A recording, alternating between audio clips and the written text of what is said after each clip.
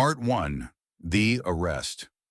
It was a typical Friday evening in the bustling city of Atlanta, and people were rushing to get home after a long workday.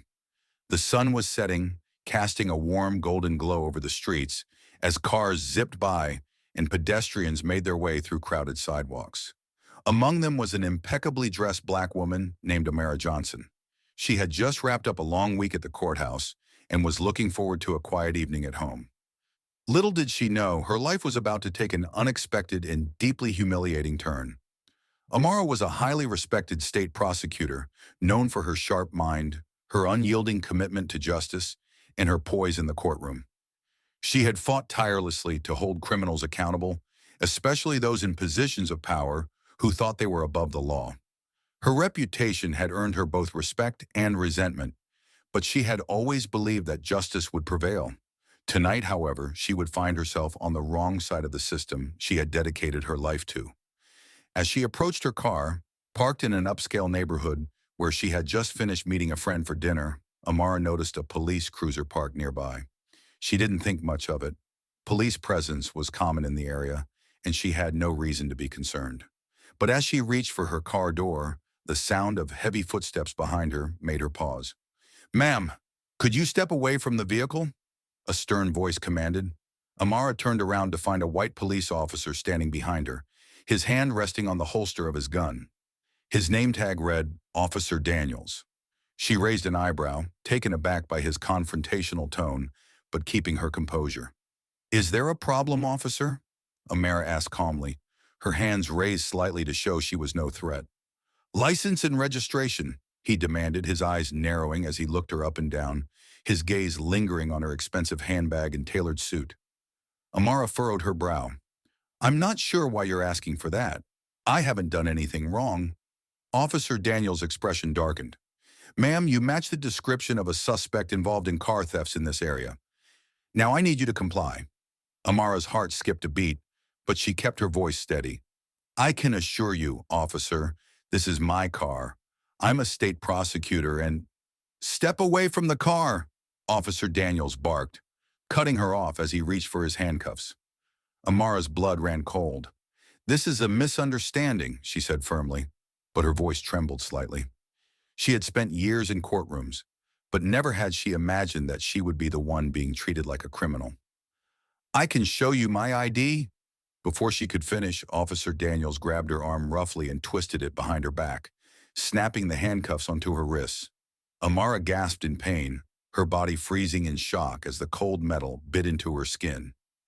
"You're under arrest for suspicion of grand theft auto," he growled, dragging her away from her car. Tears stung her eyes as Amara's mind raced. How could this be happening? She had done nothing wrong, and now she was being publicly humiliated, treated like a common criminal. The people passing by on the sidewalk stared, some whispering to each other, while others hurried past, unwilling to intervene.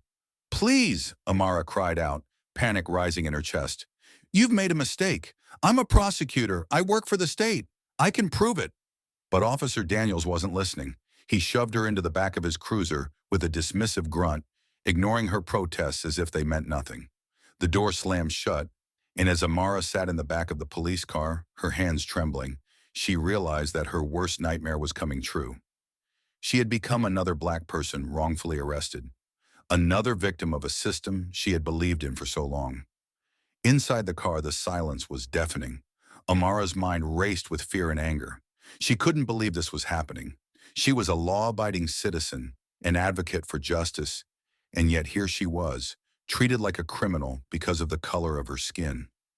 Her thoughts flashed to the countless cases she had prosecuted where officers had claimed mistaken identity or probable cause to justify their actions.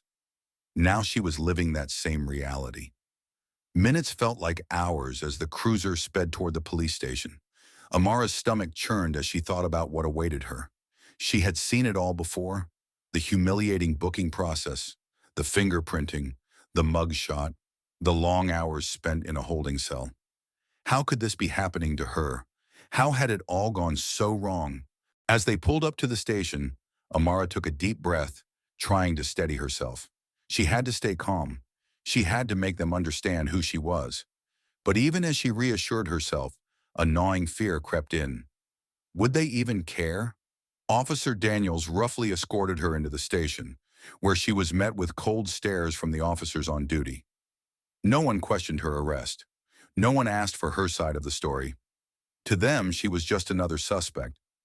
As she stood in the booking area, her wrists still cuffed, Amara felt her heart sink. She had spent her life fighting for justice, but now in this moment, she felt powerless. She glanced at Officer Daniels, who was filling out paperwork nearby, completely unfazed by the fact that he had just arrested an innocent woman. The anger inside her burned hotter with every passing second. Finally, an officer approached her, clipboard in hand. "Name?" he asked flatly. Amara lifted her chin, her voice steady despite the tears threatening to spill over. "Amara Johnson, state prosecutor." The officer's pen paused midair. He blinked, looking up at her in disbelief. "Wait, what did you say?" "I'm a state prosecutor," Amara repeated, her voice filled with quiet fury. "And I intend to file charges against Officer Daniels for wrongful arrest." The room fell silent as the weight of her words hung in the air. Officer Daniels, who had been standing nearby, froze. Slowly he turned toward Amara, his face paling as the realization of what he had done began to sink in. But for Amara, the damage was already done. The humiliation, the pain, the injustice, it was all too much to bear. And as she stood there, her heart heavy with anger and hurt, she knew one thing for certain. She would not rest until justice was served. Part 2. The Revelation. The air in the station shifted, and suddenly it was as if everyone in the room was holding their breath. Officer Daniels' face contorted with a mixture of disbelief and fear. His confidence, which had been so apparent just moments ago, was now replaced with panic. "Prosecutor?" he stammered, his voice faltering. He quickly glanced around, looking for backup, but no one came to his aid. The other officers had overheard Amara's words, and now their gazes flickered between her and Daniels, waiting to see how this would unfold. Amara stood tall, her eyes never leaving Daniels. "That's right. I'm the prosecutor who handles cases like these, and you've just made the biggest mistake of your career."